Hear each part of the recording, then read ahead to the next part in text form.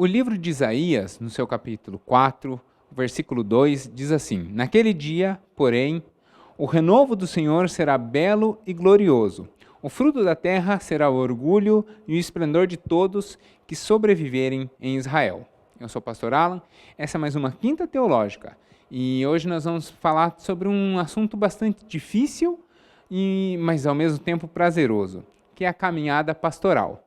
E para isso eu convidei um pastor que já tem uma caminhada pastoral bastante estabelecida, já uma caminhada pastoral bastante bem fundamentada, e esses homens cuja vida foi dedicada e honrada ao ministério, a Bíblia chama eles de carvalho de justiça. Então hoje eu vou conversar com um pastor que a gente pode tranquilamente chamar de carvalho de justiça, um amigo, pastor Edson Barbosa.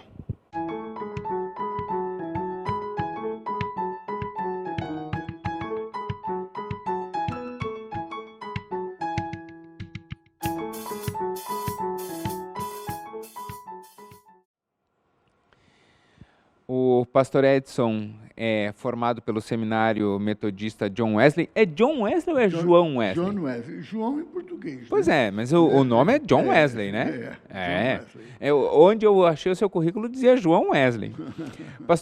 Pastoreou várias igrejas no Brasil, inclusive, principalmente aqui no sul do Brasil.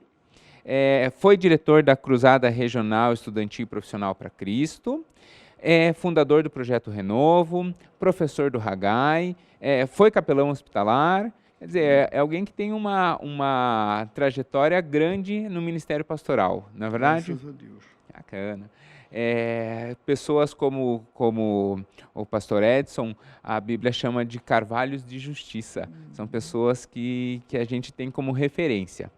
E por isso, desde já eu quero lhe agradecer a oportunidade do senhor vir conversar conosco hoje, mas para ser pastor, a gente precisa ter um requisito, que é ser cristão, né? E aí, eu conheço já a sua história, não sabia que o senhor tinha um filho também ilustre, que nós vamos revelar daqui a pouco quem é, mas nem todo mundo conhece a sua história. Como aconteceu a sua conversão? Como o senhor conheceu a Cristo e optou por caminhar com Cristo? Olhando assim para o perfil da minha família, no Rio de Janeiro, seria a família menos provável de que daquela família pudesse sair um pastor. Porque meus pais eram espíritas e ainda eram de partidos diferentes, porque o meu pai era umbandista e a minha mãe era kardecista. Talvez as pessoas não saibam, mas a Umbanda vê o kardecismo como uma filosofia, não o reconhece assim propriamente como uma expressão que se equipare a ela, né? E os kardecistas acham que a Umbanda é uma coisa maligna e de espíritos atrasados. Então, isso naturalmente tinha uma repercussão bem acentuada sobre a família, né? Mas nós éramos obrigados, quando crianças, a participar das atividades de ambos.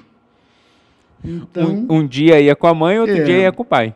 O da mamãe, o centro se chama Racionalismo Cristão, é um grande centro em Vila Isabel, e as reuniões deles eram às segundas, quartas e sextas. É um auditório muito bonito, e dentro da filosofia kardecista você não vê nada público, né? As pessoas que são consideradas médiums, elas não ficam no auditório, e geralmente é uma preleção de valores morais que começa às 8 e termina às 9 pontualmente. Então, não é uma coisa assim que tem um cenário que... É um salão de conferências, né?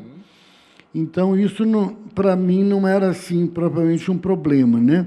Sempre que mamãe podia ir, a gente acompanhava. E ela fazia um exercício daquilo conosco em casa, diariamente pela manhã. e uma expressão que eles chamavam de limpeza psíquica. Até hoje eu sei como era e até as palavras com que eram feitas, elas ficaram bem gravadas. Mas em casa, era uma casa pequena, e as sessões de Umbanda eram sempre no sábado, mas elas começavam na sexta-feira, por volta das 8 da noite, e iam até sábado, sabe lá até que horas, né? 9 da manhã, 10 da manhã. Meus pais eram pessoas moralmente sãs, mas com esse comprometimento mesmo com aquilo que nós hoje reconhecemos como algo que não é do Senhor, né? Mas interessante que, apesar de tudo isso, nenhum dos meus irmãos, nem eu, se tornou espírita. Eu tenho uma irmã que é líder da Igreja Católica Carismática, atuante, tenho um irmão que eu perdi há muitos anos, e tenho uma irmã mais velha. Eu tenho uma irmã com 90, que vai fazer 92 anos, e uma com 82 anos. Depois vem na ordem aí que chego eu, sou caçula. Mas isso, para mim, não era suficiente. Talvez porque a repercussão dessa influência negativa atuava muito sobre o ambiente familiar. Eu, logo que tive condições, aí, com uns 9, 10 anos, eu fui para a missa.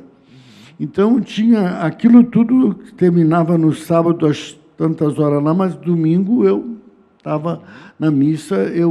Os espíritas normalmente não batizam os filhos, né? Então, eu fui batizado na Igreja Católica com 10 anos. E todo domingo eu estava na missa e tinha a seu modo, para aquela época, uma relação viva com Jesus, né? Daí, esse meu irmão, que já faleceu há mais de 50 anos, ele era mais velho que eu, ele teria feito essa semana, se vivo fosse, 88 anos. Ele começou a namorar uma moça que era batista. E essa moça, eu nunca tinha pisado numa igreja evangélica, né? Primeira vez que eu pisei foi no casamento dele. Interessante que esse casamento só durou 2 anos e meio. Ela era uma pessoa que tinha um comprometimento emocional grande, e a enfermidade mental dela, né, acabou com o casamento. E uma irmã dela que me levou a Cristo, uma que seria cunhada do meu irmão, é que me convidou, disse, ela era bem firme, numa igreja metodista no Rio, disse, eu vou passar aqui, vou levar você domingo à igreja metodista de Vila Isabel. E eu fui, e a história dura até hoje. Isso foi em 59. E aí, como surgiu no seu coração um chamado? Porque, assim, Cristo chama as pessoas para caminhar consigo, mas não chama todas para serem pastor. Sem dúvida. Eu não tinha a menor ideia do que era ser pastor. Mas eu me converti em outubro de 59. E lá por abril de 60, eu comecei a sentir um chamado. Eu não sabia o que era, as implicações que isso teria, mas eu tive convicção de que Deus estava me separando para ser um pastor, né? E interessante que, ao contrário do que eu vejo acontecer em muitas famílias que depois eu vim a ser pastor delas, os meus pais me deram enorme apoio quando eu decidi ser pastor. E até uma coisa cômica, que a minha mãe dizia assim, eu sempre pedi a Deus para você ser um espírito de luz, mas eu não esperava tanto, né, que Deus fosse chamar um filho para ser um pastor. E tanto um quanto o outro, e toda a família, me deram e dão um grande apoio até hoje, né? Mas, então, como eu me converti em 1960, a Igreja Metodista é a minha igreja-mãe, e eu gosto sempre de mencionar isso. Ela tinha um programa de bolsa de estudos para futuros pastores, né, candidatos ao ministério. E eles me ofereceram, né, uma bolsa de estudos. Eu estava começando o curso ginasial, então, já no ano seguinte, em 61, eu fui para o pré-seminário, que funcionava num dos colégios da igreja, que hoje é uma grande universidade em Juiz de Fora, chamada Granbury.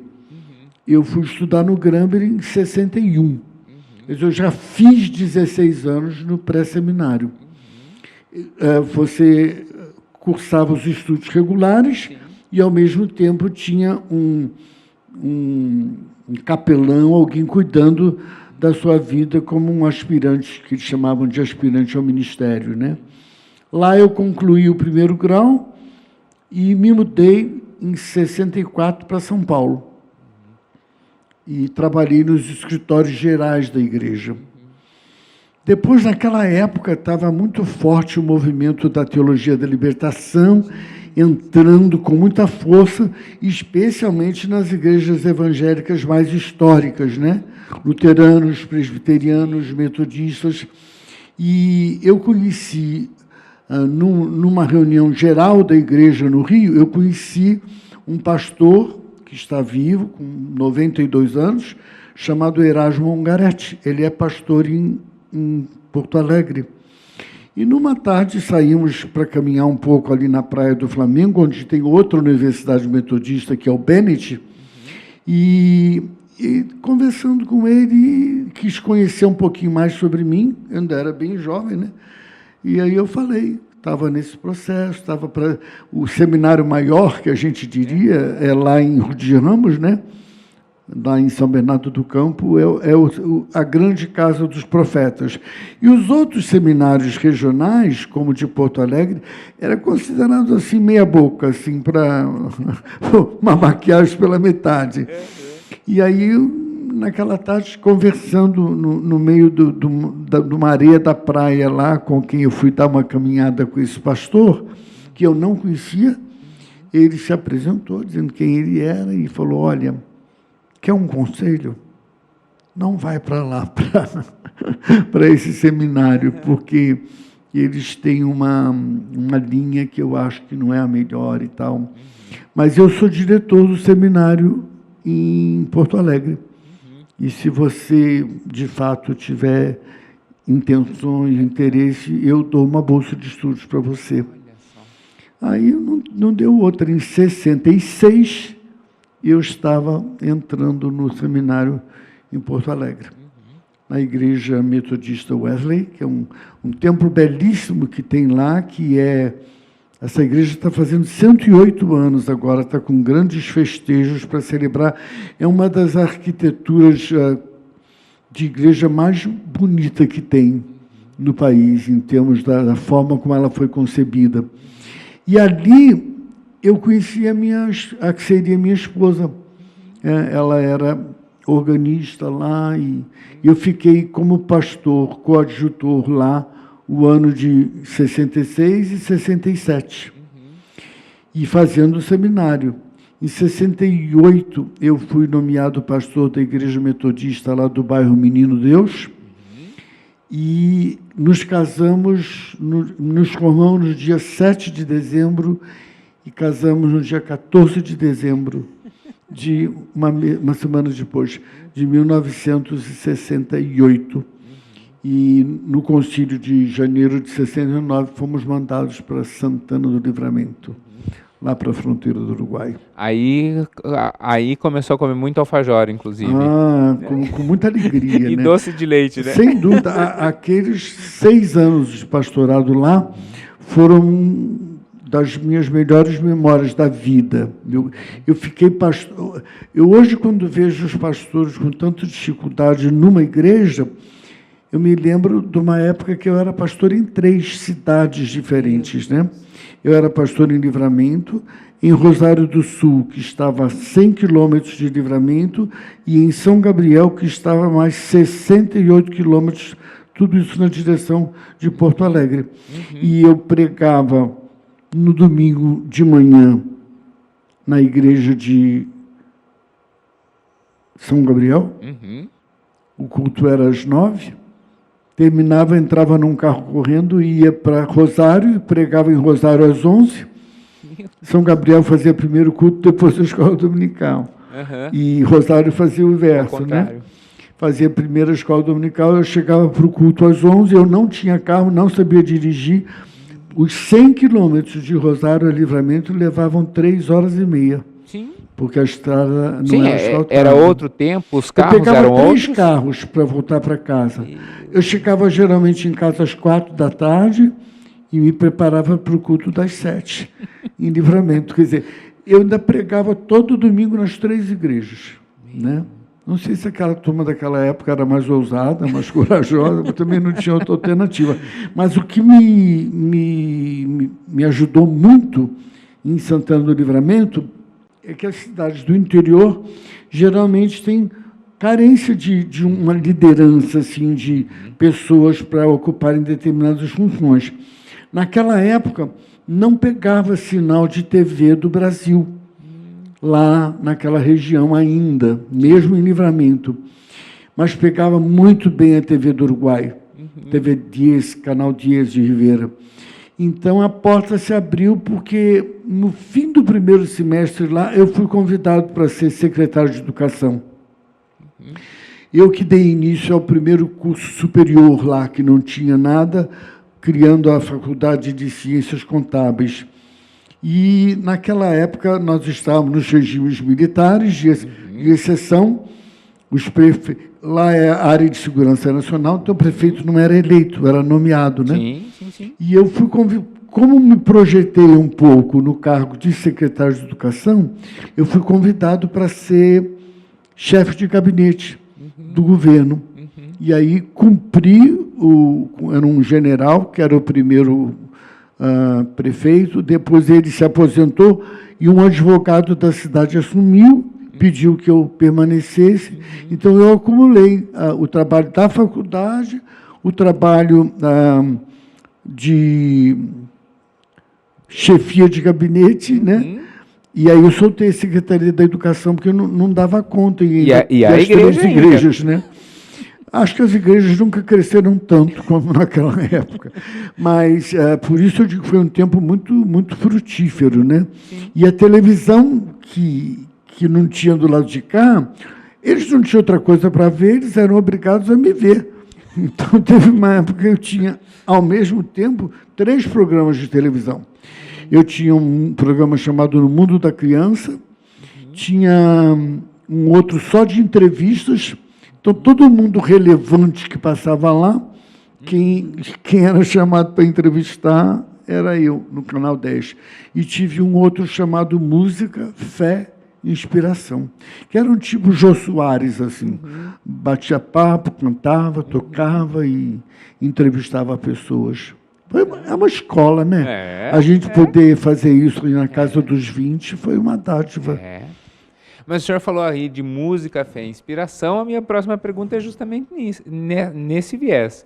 Eu sei que a literatura, e especialmente a música, tem um papel significativo na sua vida. Qual é o papel da música na sua vida?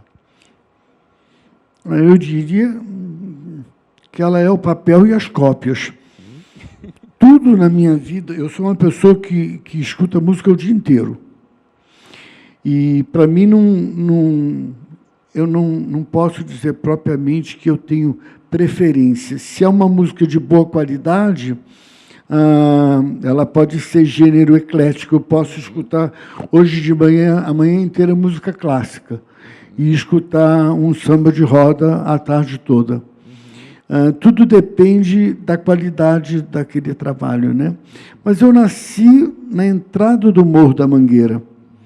Então, eu nunca ocultei que a música estava na minha veia e que ela, sobretudo a música popular brasileira, que eu acho riquíssima, né? Eu acho que nós temos grandes talentos. E uma das minhas preocupações atuais é que, pela perspectiva de idade, nos próximos 5 a 8 anos devem morrer nossos grandes talentos. Deve morrer Chico, Bethânia, Gal, Milton Nascimento, Paulinho da Viola, Djavan, essa turma toda vai morrer. E não tem sucessores, né? O que está aí é muito pobre. Mas, às vezes, nem é a questão de quem é que você está ouvindo, mas do tipo de evocação que essa música lhe traz, né? Então, outro dia, eu tive uma experiência interessante, chegou uma pessoa lá em casa e eu estava escutando um CD do Zeca Pagodinho. E a pessoa falou, não acredito que você gosta do Zeca Pagodinho. Eu falei, por quê? Você tem alguma coisa contra ele, né? Eu, não, mas é que eu disse, não, o problema não é esse CD do Zeca, ele canta só sambas da década de 50. E esses sambas me evocam minha mãe cantando em casa. E eu sei eles todos, posso cantar juntos. Então, eu não tenho outras músicas do Zeca Pagodinho, mas esse CD em especial é um CD tem uma memória afetiva. Tem uma memória afetiva, né? E realmente nós temos a música, ela tem um componente terapêutico muito grande, muito grande. Ela pode te tirar da prostração para a alegria, né? Agora, há uma diferença entre você ouvir uma música de má qualidade e ouvir uma música de vertente diferente, né? Aquilo que pode, até de acordo com o passar da nossa vida, algumas coisas que a gente nunca escutava, a gente começa a escutar, né? Mas eu acho que a música é essencial ao nosso humor, à nossa cultura geral, à nossa qualidade emocional. Eu acho que música é uma coisa divina. Se você quiser compreender um pouco do papel da música no culto, tem uma entrevista bem legal, com uma pessoa que o senhor conhece, que é o seu filho. Quem é o seu filho? Bom, eu entendo que você está perguntando de um filho específico, né? Esse meu filho que você se refere é o Samuel Barbosa. Então, para quem não sabe, o pastor Edson é o pai do nosso ministro de louvor aqui da igreja, o pastor Samuel Barbosa. Na verdade, ele é que é meu filho. Ele que é o filho, é verdade. Samuel é o filho do pastor Edson. Mas dentro dessa ideia de música, ela é uma forma de expressão e contemplação do belo. Então, assim como a literatura, que aí é muito da minha área, é possível ver a beleza de Deus além da Bíblia ou além das músicas da igreja? Alguns dos melhores livros que eu já li e que eu considero inesquecíveis não são livros cristãos. Eu não coloco a Bíblia nesse patamar, evidentemente. Estamos falando aqui mais de uma literatura genérica. Eu não posso dar opinião sobre algo que eu não conheço. Então, antes da pandemia, como eu tenho tempo disponível, fazia parte da minha agenda, uma vez por semana, ir no Palladium e entrar na Livraria Cultura lá em cima e passar 3 horas lá. Por que lá? Porque lá tem um bom café com um pãozinho de queijo, você vai na estante, pega um livro, examina, folheia, coloca na estante de novo, vai pegar outro. Então, eu sempre tive interesse de saber. Naquela época, a gente comprava ainda Veja, semanal, tal, ela vinha o ranking dos 10 livros mais vendidos, né? Então, eu digo, eu preciso, pelo menos, se o povo a quem eu sou enviado está lendo esses livros, o mínimo que eu me permito é saber sobre o que eles tratam. O que atrai essas pessoas a essa literatura. Evidentemente, eu não consegui ler tudo, mas se alguém chega e me pede opinião sobre um livro que está entre os mais vendidos, como um líder cristão, eu não posso me omitir. Eu não posso dizer, não sei, não conheço, ou me pede minhas impressões sobre um autor contemporâneo. Eu sou um formador de opinião. Então, eu preciso me revestir da responsabilidade que isso me traz. Agora, unindo a questão de literatura, a questão de música e de outras todas formas de expressão cultural, Hoje está uma maravilha, hoje tem tudo isso aí no YouTube, tudo de graça. Quer dizer, os cantores que eu curtia há 40 anos atrás, Johnny Metz, Tony Bennett, essa companhia está toda aí. E tem tudo com som estereofônico de primeira e de graça ainda, nem precisa comprar DVD mais, né? Tem tudo aí. Eu não posso acreditar no belo, no estético, no que é profundo, culturalmente, dissociado de Deus. Porque eu creio que a Bíblia fala que toda dádiva e todo dom perfeito vem do Criador. A minha responsabilidade é selecionar o que eu ouço e avaliar se vale a pena ser ouvido. É avaliar o que estão me oferecendo para ler e ver se o conteúdo justifica isso. Mas eu não creio que onde entra uma manifestação de cultura, de estética, de poesia, de qualidade, possa ter outra fonte que não seja Deus. Porque a Bíblia diz que toda dádiva, todo dom perfeito procedem de Deus, né? Então, nesse sentido, eu sou privilegiado, porque eu tenho lido muito, né? Ainda leio muito, e posso indicar para os homens que caminham comigo numa mentoria, posso colocar livros nas mãos deles, que normalmente um pastor não colocaria nas mãos deles para eles lerem, né? Até para desenvolver neles um pouco do senso crítico. E na parte de música eu tenho, eu diria assim, que eu tenho ensinado um grupo de homens que nunca se dava ao prazer de ouvir música, a ouvir, desfrutar e valorizar. E nessa caminhada, o senhor, a gente já consegue ver que é uma pessoa que tem uma formação bastante eclética e tal, mas o senhor também se aventurou numa formação tanto quanto diferente. O senhor estudou no Paraguai, morou e estudou no Paraguai um tempo. Como foi estudar no Paraguai e por que o senhor foi estudar no Paraguai? Na verdade, foi no Paraguai porque foi lá que a porta se abriu, né?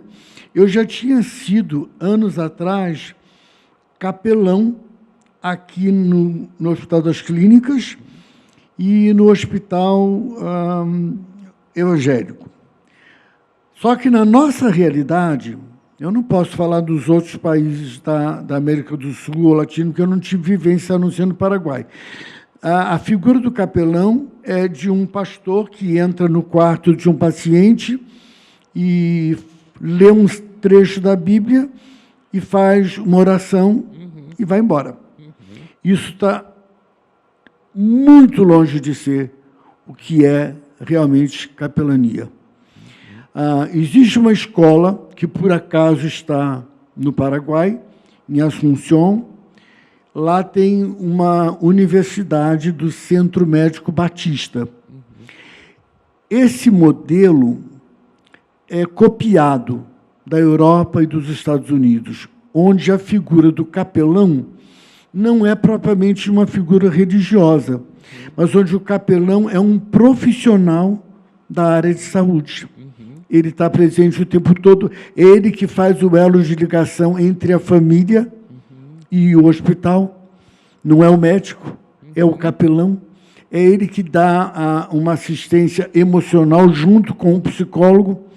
E, normalmente, numa dimensão de capelania mais profissional, você tem 3 profissionais cuidando do paciente. Você tem o médico clínico, que deve ser um clínico.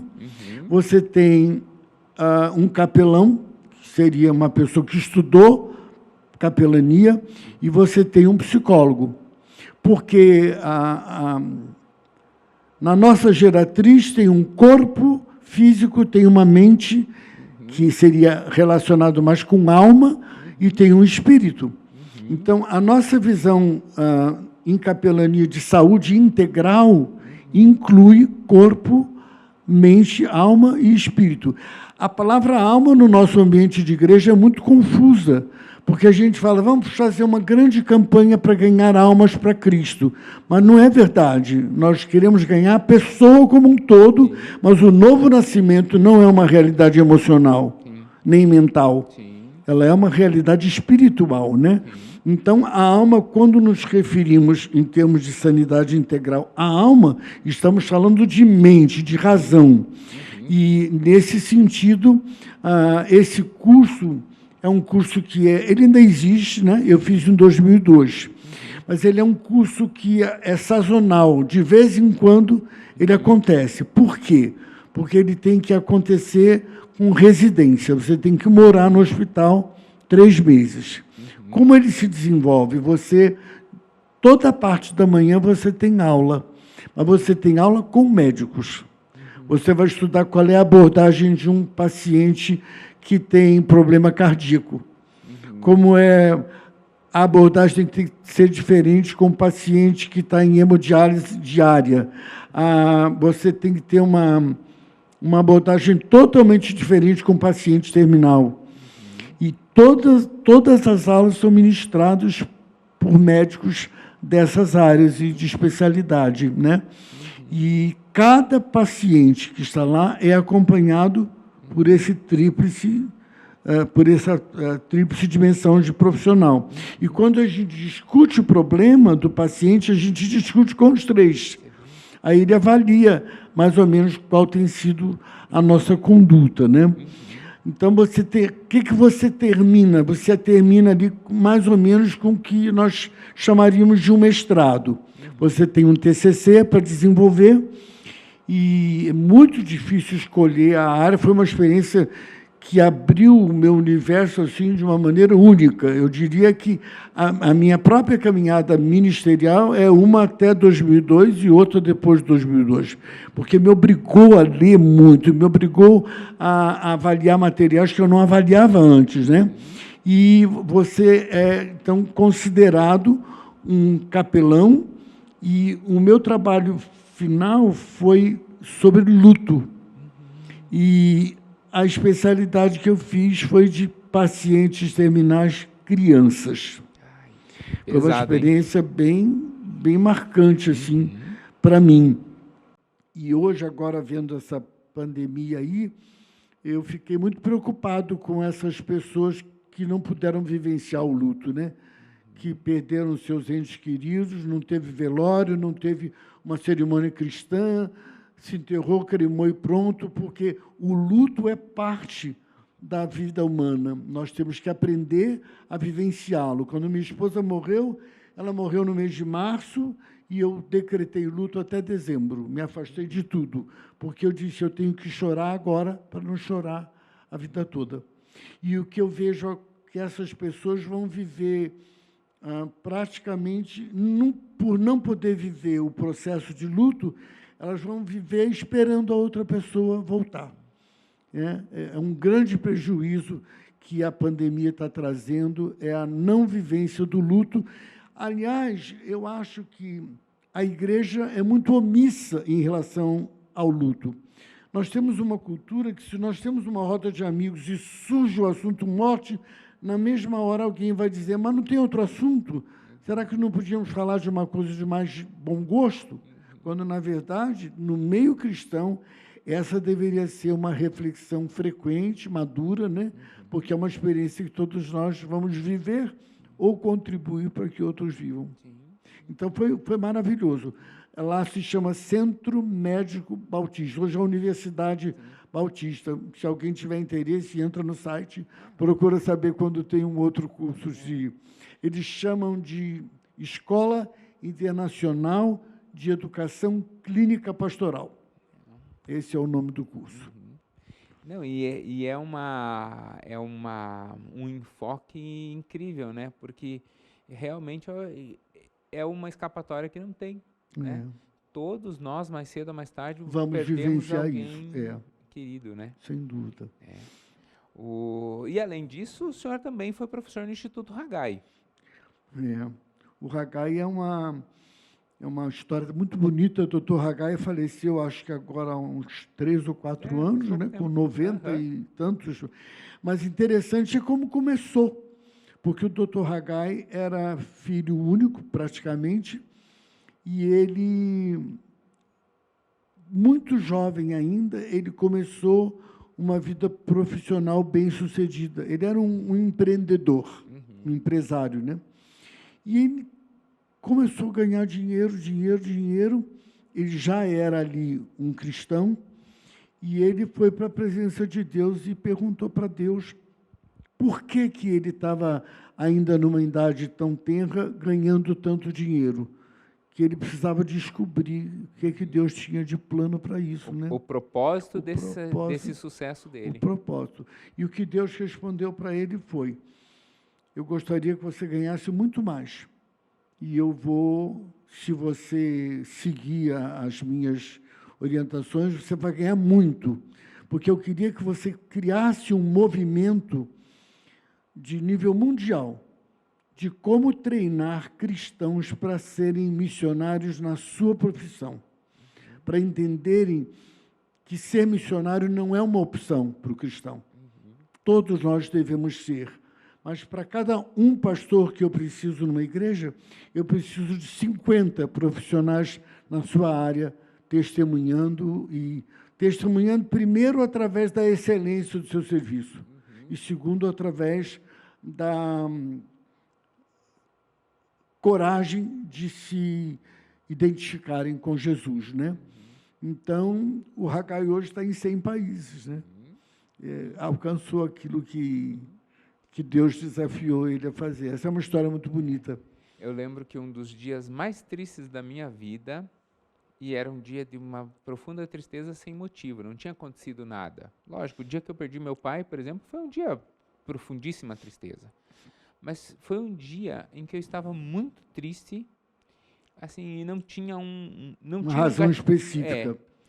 E naquele dia eu assisti um vídeo do Ebenezer. Sim, meu chefe. Ebenezer Bittencourt, que hoje é o diretor do Haggai aqui no Brasil, e ele estava numa ministração do Haggai.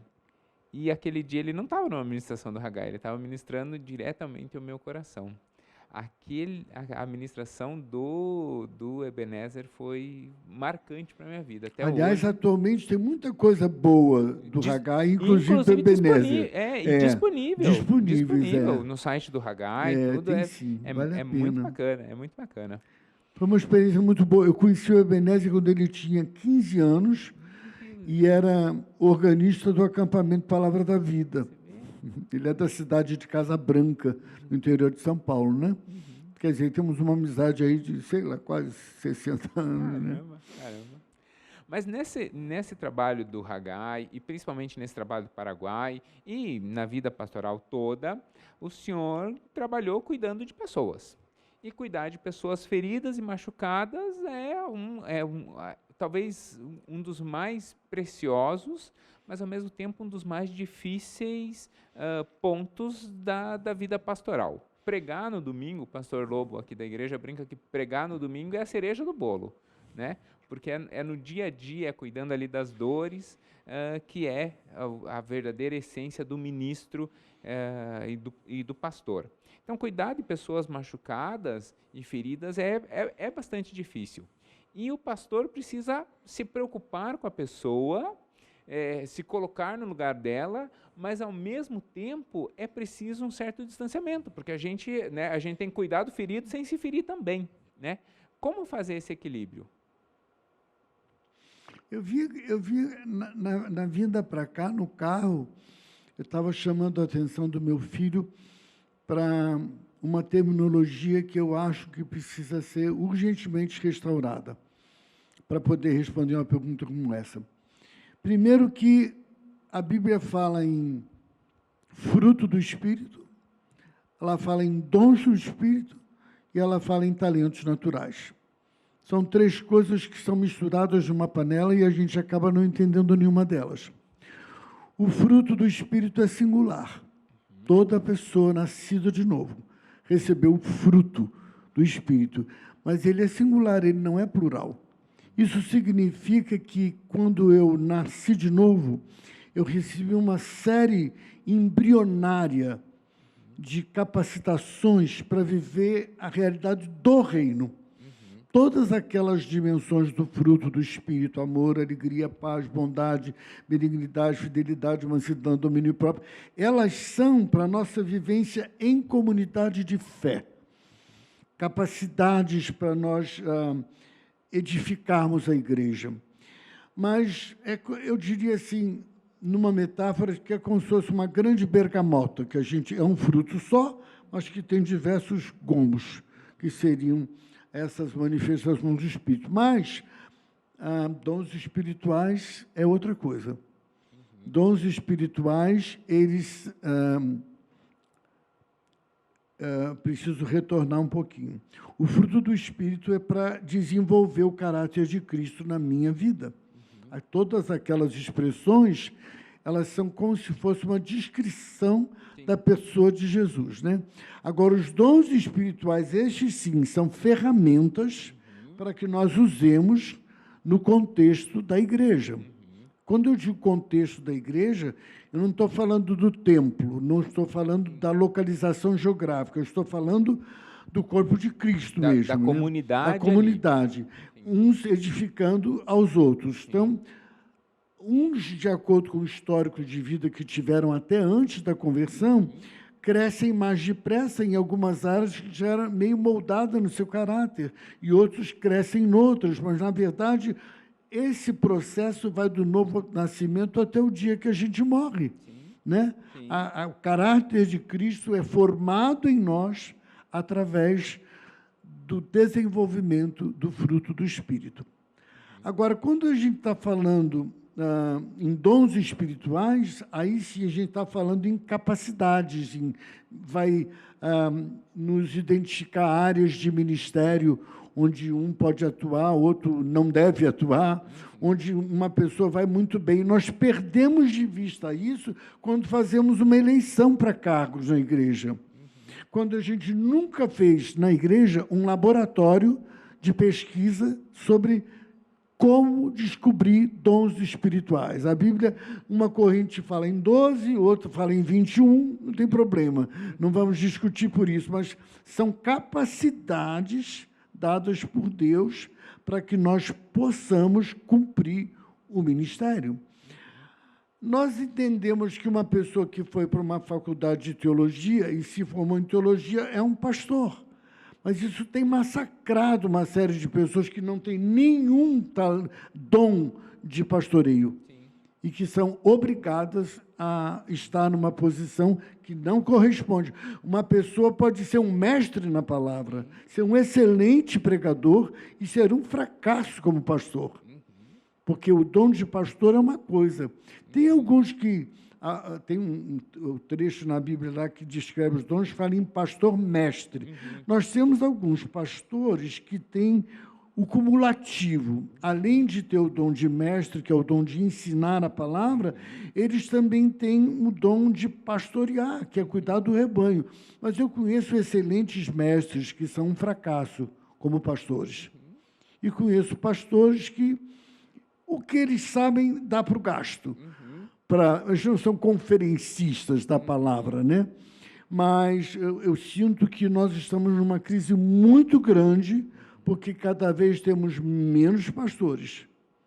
E o povo anda cada vez mais precisando ser pastoreado. Se eu venho no domingo, ouço uma mensagem significativa e cumprimento o meu pastor na saída e vou embora e só vejo ele domingo que vem, eu não tenho um pastor. E as minhas necessidades são imediatas. O que eu estou percebendo agora, nos últimos anos, é que o povo está procurando pastoreio. Está procurando. Cada vez nós temos um ministério mais douto, em termos de mestrado, doutorado, mas cada vez nós temos menos pastores. Para ilustrar um pouquinho, eu recebi eu tenho me dedicado, o forte na minha vida não foi púlpito, sempre foi pastoreio. E eu tenho dedicado uma boa parcela da minha vida a discipulado, porque eu tive 3 discipuladores, dos quais 2 ainda estão vivos, e com os quais eu mantenho contato até hoje. Um deles é o Paul Landry, que é diretor lá de uma missão grande, Mission Alive, e o Paulo era diretor da CEPAL aqui naquela época. Naquele tempo, o CEPAL não tinha missionários brasileiros, eram todos estrangeiros. E ele era um diretor do CEPAL aqui. Ele está com 80 e tantos anos e ele me levou, inclusive, para Lausanne como membro da delegação do Brasil quando eu tinha 27 anos.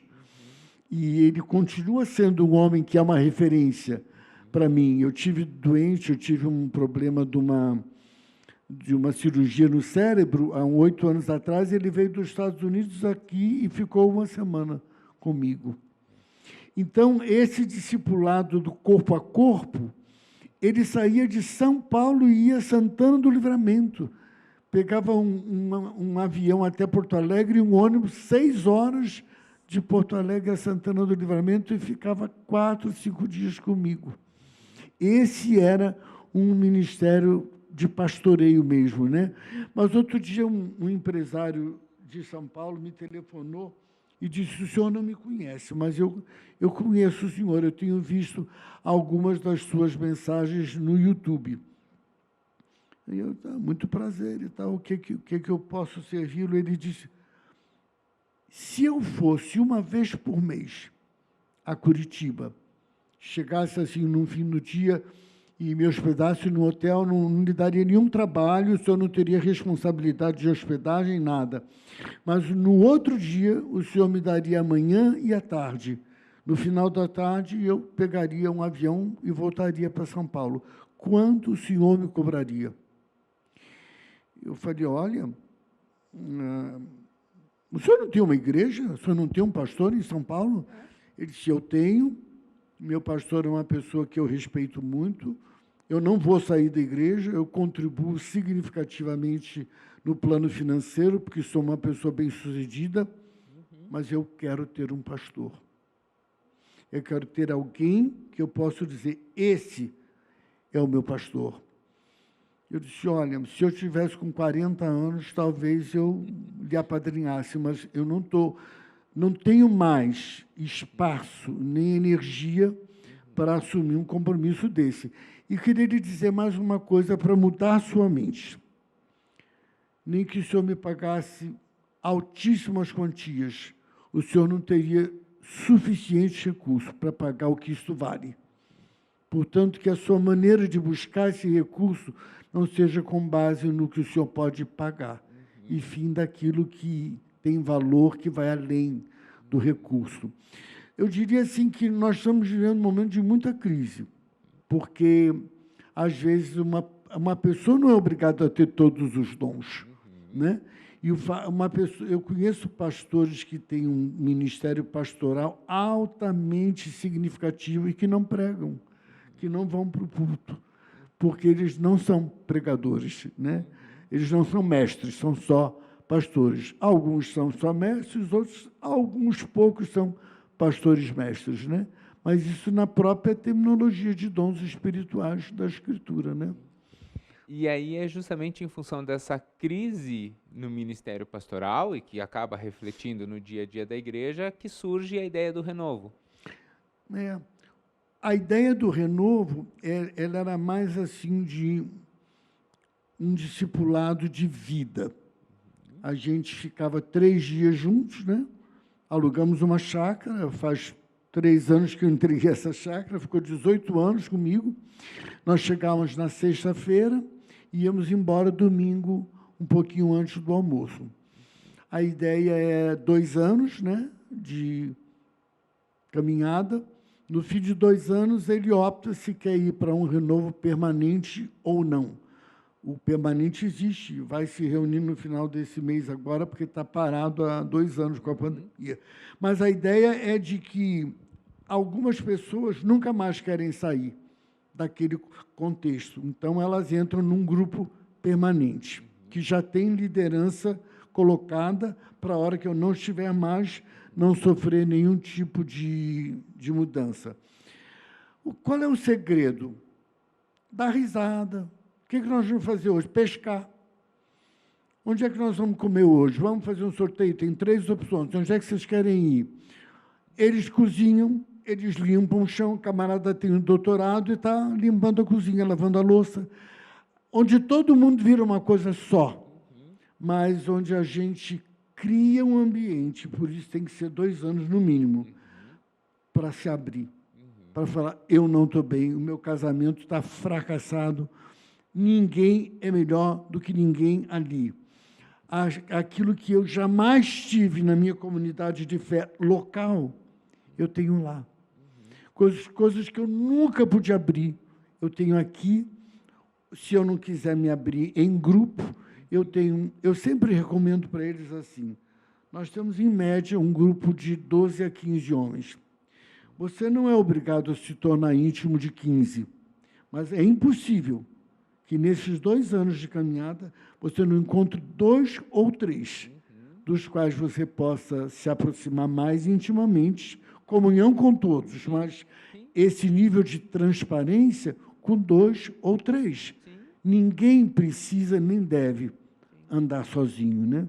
Eu mesmo, no meio deles, procuro ser a pessoa mais comum possível, inclusive me abrindo sobre as minhas dores, as minhas necessidades. A ideia, por que renovo? A ideia daquele tronco seco, que quem passa olha e diz, está morto, aqui não tem mais jeito.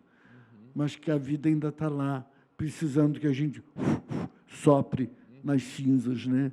Quando você vê lá o tronco que já ia para a lenha, tem uma folhinha brotando. Isso é o renovo. E não tem uma fórmula pronta. A ideia é, andem juntos e estudem a palavra. Né? O renovo é interessante. Esses dias eu estava dando aula de ministério pastoral e falando justamente com os alunos disso, que eu, como professor de ministério pastoral, estava à disposição. Porque muitos ali já eram pastores, já tinham uma vida ministerial, e ele não pode, por exemplo, chegar para a sua comunidade e dizer assim, olha, eu sou pastor de vocês, mas o meu casamento está em crise. Não tem como falar. Né? A igreja, às vezes, não está pronta, porque não tem maturidade, porque não está pronto para receber isso. Eu falei assim, então, se vocês precisarem, eu estou à disposição. Isso foi muito curioso, porque essa aula foi um sábado de manhã. E aí eu terminei a aula, 11 e pouquinho, e fui almoçar. Terminei a aula já com o almoço na mesa. E fui almoçar. E aí, 2 horas, voltava a aula. Quando eu voltei a sentar no computador, já tinha 3 e-mails ali de aluno dizendo, professor, a gente pode conversar? Outro já contando, então, eu estou vivendo essa crise e tal. Né? Quer dizer, é uma necessidade que naquela metáfora de corpo, nós temos muita boca e muito pouco ouvido. Quantas vezes você não disse nenhuma palavra, mas deu 40 minutos de ouvido e a pessoa disse, você não sabe como você me ajudou. Eu não sei como é que eu vou fazer para te agradecer. E você não abriu a boca. A única coisa que você fez foi ouvir. Foi tão bom conversar contigo, você entendeu completamente, você não falou nada. E a pessoa já, que bom, o seu conselho foi ótimo, você não deu conselho nenhum, mas ouviu. No Renovo acontece muito isso, porque também, quando uma pessoa se abre, ali tem 11, 12 ouvindo. Então, às vezes eu nem não falei nada pessoal. O próprio grupo começa a se mobilizar entre o potencial que o grupo tem, a disposição que as pessoas estão de abrir e de ouvir, que nem sempre a pessoa está, né? E o resto é Deus, eu não sei explicar, não tem uma fórmula mágica, mas o Renovo está fazendo 37 anos. Que legal. E nessa caminhada pastoral toda, com certeza o senhor já ouviu Deus falar muitas vezes, a gente ouve Deus falar ao coração, mas às vezes tem uma ou outra pergunta que a gente gostaria de fazer. Se hoje o senhor tivesse a oportunidade de sentar e bater um papo com Deus, que pergunta o senhor faria? Não precisa nem ser necessariamente da fé, mas que pergunta o senhor faria que gostaria de ter uma resposta de Deus? Antes, eu quero voltar Pois não. um minutinho à pergunta anterior Pois não. para fazer uma referência que eu considero importante. Muitas vezes eu fui pressionado a tornar o Renovo um ministério legal. CPE, CNPJ, sede, tarará, tarará. Eu disse, o dia que a gente institucionalizar, ele morre. Ele é um movimento. Eu acho que muitas coisas boas não perseveraram e não permaneceram quando foram institucionalizadas. Agora, Deus que eu perguntaria para Deus? Até quando? Porque eu estou com uma saúde física, nada aparentemente que mata, mas que muito limita. Estou com muita dificuldade para caminhar. Nos últimos 10 anos, eu fiz 8 cirurgias, algumas muito invasivas, como tumor no cérebro e coisas assim. Mas eu quero ter uma dimensão correta de até quando. E isso eu perguntaria para Deus.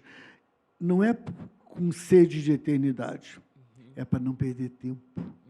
Hoje, quando uma pessoa diz, eu queria andar com você, eu vou para o joelho. Será que ela é alguém que vale a pena? Para mim, não no sentido humano, mas com pouco tempo que eu tenho que escolher as pessoas certas. Eu não posso errar em gastar o meu tempo com aquilo que não vai ter retorno. Combater o bom combate. Para poder completar a carreira, né? E guardar a fé. Mas, então, essa era uma pergunta. Até quando? É uma curiosidade. Eu já seria muito mais simplista. Eu tinha vontade de perguntar por que existia dinossauro ou animais tão grandes assim. Será que Deus não sabia que a gente não conseguiria viver com eles?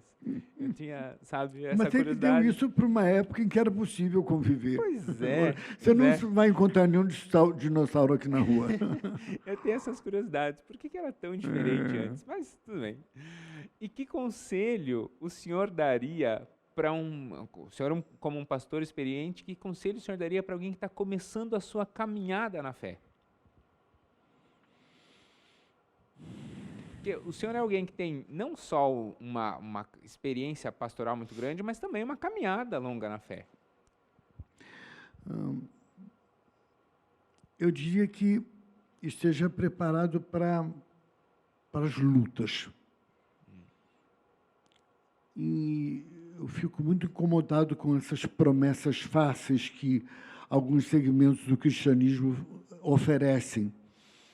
Porque Jesus nunca disse que o caminho ia ser fácil, nunca prometeu coisas que não cumpriria. Pelo contrário, a única coisa que ele se comprometeu foi, disse, de maneira alguma vos deixarei. Nunca vocês estarão sozinhos. Então, eu não pergunto porquê de nada.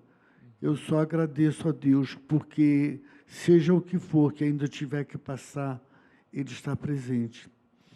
Eu fui casado 36 anos. Algumas pessoas perguntam... Aquela foi a única mulher que eu conheci na minha vida, no pleno sentido. Não éramos um casal perfeito, mas éramos amigos antes de ser amantes. E eu me lembro que foi muito difícil, né, viver sem ela. Mas eu entendo que, se eu tivesse casado outra vez, eu ia viver procurando ela na outra.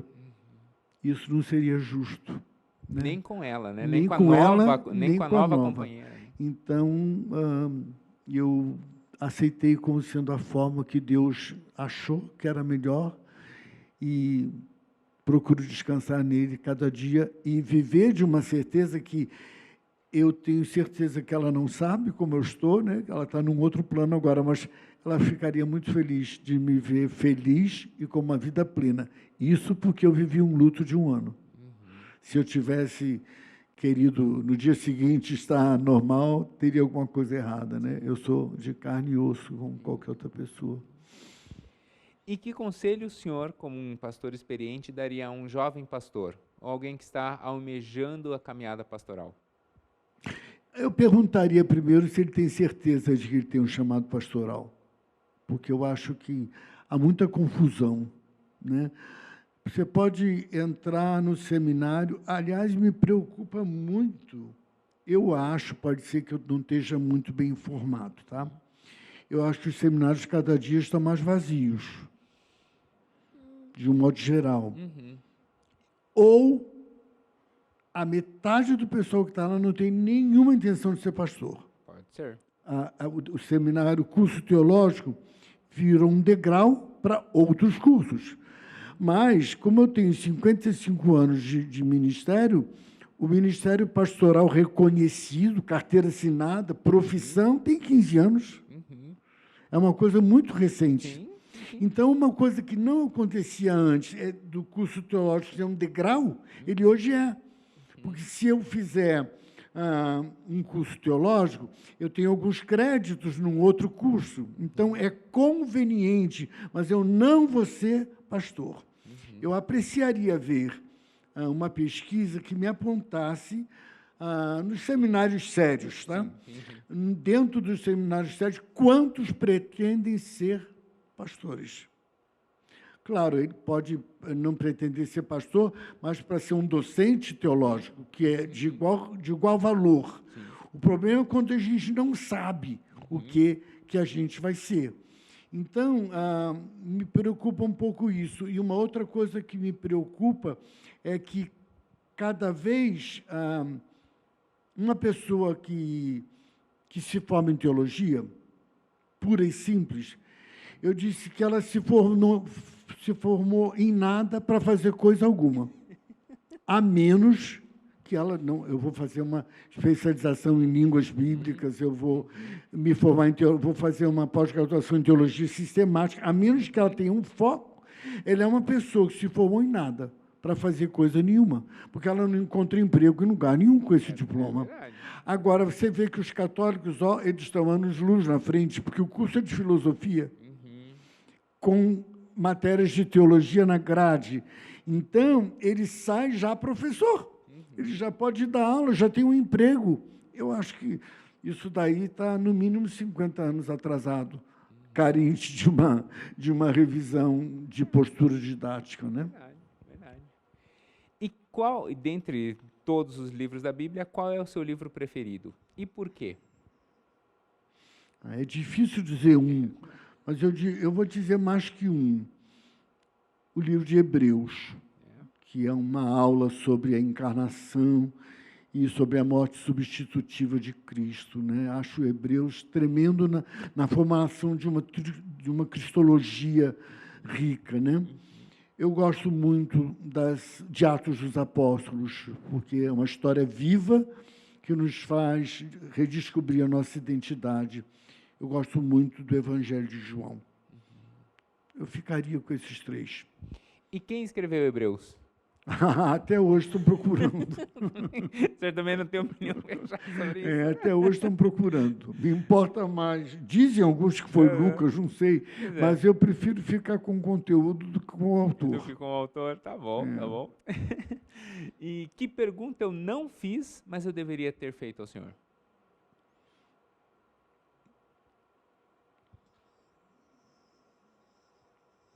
Eu sei, essa é difícil.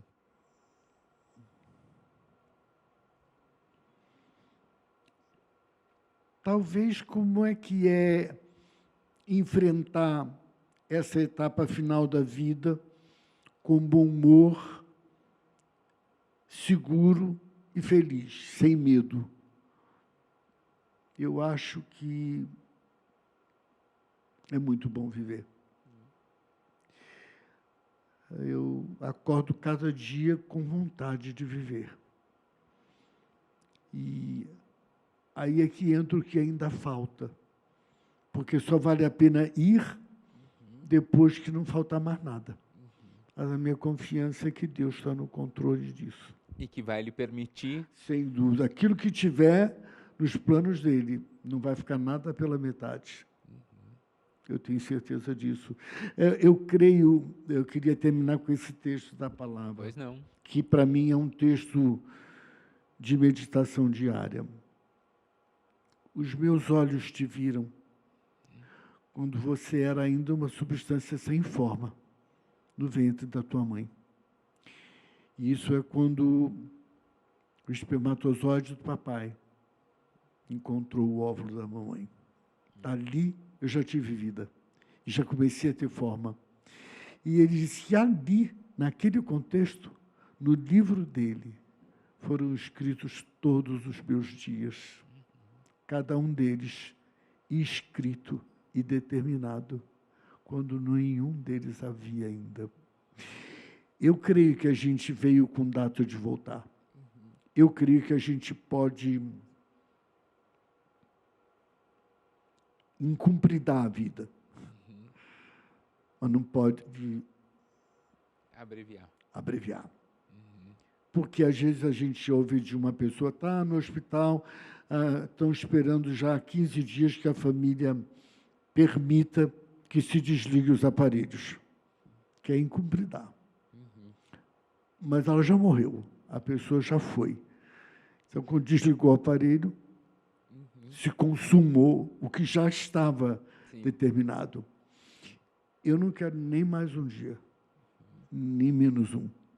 Eu quero aqueles que ele escreveu no livro dele, porque creio nesta palavra, que cada um desses dias foi escrito e determinado quando nenhum deles havia. E a gente vê nas suas palavras a sabedoria, porque o homem mais sábio que a Bíblia relata, né, que é Salomão, ele também teve essa oportunidade de pedir qualquer coisa para Deus. E ele pede justamente isso, né? Ele não pediu muito tempo, ele pede sabedoria, né? E é curioso porque ele não pediu bem material, ele não pediu nenhum valor. E essa sabedoria de olhar para a vontade de Deus e cumprir a vontade de Deus é uma marca de quem tem uma vida alinhada com o propósito do Criador, né? Porque só assim é que a vida vale a pena, né? De outra forma, não vale a pena. Uma outra coisa que é muito difícil hoje e que eu recomendo que as pessoas que estão na minha faixa de idade pensam, é que a geração atual e as futuras, os filhos não têm mais como cuidar dos pais. Por melhores filhos que sejam, mal e mal eles têm uma casa que cabe eles. E no mundo, na sociedade contemporânea, a mulher, que era sempre a que pagava esse preço, está no mercado de trabalho. Ela sai de manhã e volta à noite. Eu vou ser posto na casa de um filho para contratar uma cuidadora para ela ficar cuidando de mim na casa dele? Então, eu vou para um lar de idosos, vou ter uma profissional dentro da minha casa, cuidando de mim. Isso não é porque os filhos são maus filhos. O mundo não permite mais. E isso cada vez vai ser de maior abrangência, né? E acho que uma grande parte dos casais que ainda estão vivos e que têm idade, esse assunto é proibido na família. Mas ele vai chegar e vai ter que ser enfrentado. E eu peço que Deus, a hora que ia tocar o apito, a festa acabe. Pastor Edson, eu queria agradecer imensamente. Nós já estamos conversando há um bom tempo. Eu sei que a gente podia conversar muito mais, porque o senhor é uma pessoa incrível, com uma sabedoria tremenda. Como a gente conversou um pouquinho antes, eu já conhecia um pouco da sua história. Eu não sabia que o Edson Barbosa era o pai do Samuel Barbosa. E aí depois eu juntei um com o outro, né? O Samuel aí me contou quem era o pai dele, e aí eu falei assim, mas eu conheço esse pastor, né? Mas queria dizer que o senhor não veio aqui, é lógico, o senhor veio porque o Samuel fechou a ponte, mas a sua história é muito maior do que simplesmente o pai de um amigo. O senhor é alguém que a vida tem demonstrado um testemunho de que realmente vale a pena servir a Deus. Então, eu espero honestamente que o senhor tenha gostado de estar aqui, porque eu queria lhe agradecer de coração. Para mim, foi muito bom conversar com o senhor. Eu já venho cutucando Samuel e a gente tentando acertar já há um bom tempo, porque é uma honra poder conversar com o senhor. Mas o nosso papo aqui só termina com o convidado orando. O senhor pode orar pela gente? Vou fazer esse sacrifício. Então, por favor. Senhor, muito obrigado por essa oportunidade de vivenciarmos a beleza do corpo de Cristo e de ministrarmos uns aos outros diante de Ti. Que Tu possas usar esse momento do nosso compartilhar, para abençoar a vida de muitos outros, em nome de Jesus. Amém. Então, eu queria convidar você que nos acompanhou até aqui a enviar essa mensagem para o seu pastor, para o seu amigo. Se alguém já falou de renovo contigo, ou você conhece alguém que tem esse desejo de participar do renovo, também manda essa mensagem para o pessoal.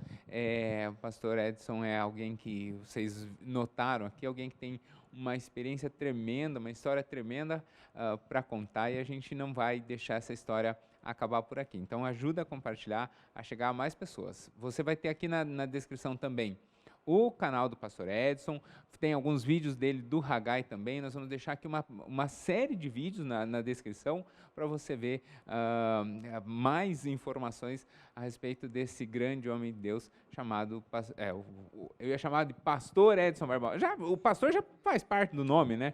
Então, o Pastor Edson Barbosa. Eu encerro por aqui pedindo que Deus abençoe e pedindo licença e agradecendo por poder mais uma vez entrar na sua casa. Deus abençoe. Tchau, tchau. Gostou? Ah, que bom.